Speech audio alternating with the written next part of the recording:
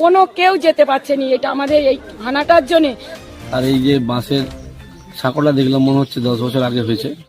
হবে আমরা দেখতে এসছি মানে হবে আমরা দেখতে এসছি মানে হবে। আপনারা দেখছেন বাংলার আওয়াজ।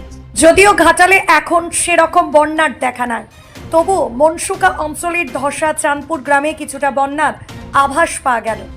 জলের তোড়ে একটি রাস্তায় হানা পড়ে গিয়ে রাস্তা চলাচল বন্ধ হয়ে যায়।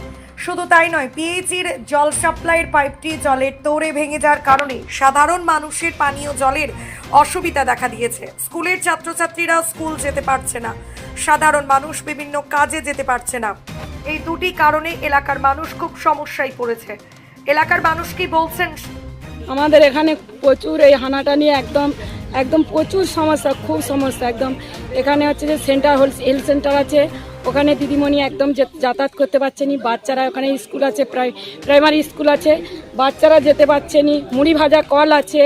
এখান দিয়ে এই বর্ষা পড়ে গেলে খবর পাওয়া মাত্রই ঘাটালের বিধায়ক শীতল কপাট দৌড়ে গেলেন মনসুকার ওই ধসা চাঁদপুর গ্রামে। এলাকা পরিদর্শন করে দেখলেন, এলাকার মানুষের সাথে কথা বললেন এবং ঘাটালের বিধায়ক শীতল কপাট ওই এলাকার মানুষকে প্রতিশ্রুতি দিয়েছেন যে আমি যখন এসেছি আপনাদের কাজগুলো নিশ্চিত করে দেব। ঘাটালের বিধায়ক কি বলছেন বিস্তারিত। এই গ্রামটা পিছিয়ে পড়া গ্রাম, দীর্ঘ কয়েক বছর ধরেই উন্নয়ন থেকে মানুষ বঞ্চিত।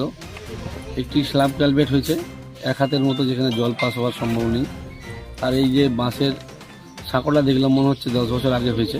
বাঁশ পুরো নষ্ট হয়ে গেছে, মানে উইল লেগে গেছে এই অবস্থায়। তো সেই জায়গায় বাঁশের বীজটা থাকার কথা নয়।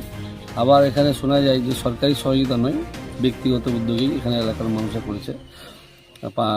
জলের পাইপটাও নষ্ট হয়ে গেছে, আমরা কথা বলেছি আজকে রিপেয়ার হবে। বাঁশের সাঁকোটা আমরা দেখছি ইমিডিয়েটলি ওটা রিপেয়ার করে আগামী দিন স্ল্যাব কালভেট বা যদি লোহার ব্রিজ করা যায় সেটা আমরা দেখবো। তো এই সিজনে তো হবে না, পরের সিজনের আগে আমরা এটা দেখবো। নকিবুল ইসলামের রিপোর্ট, আপনারা দেখছেন বাংলার আওয়াজ।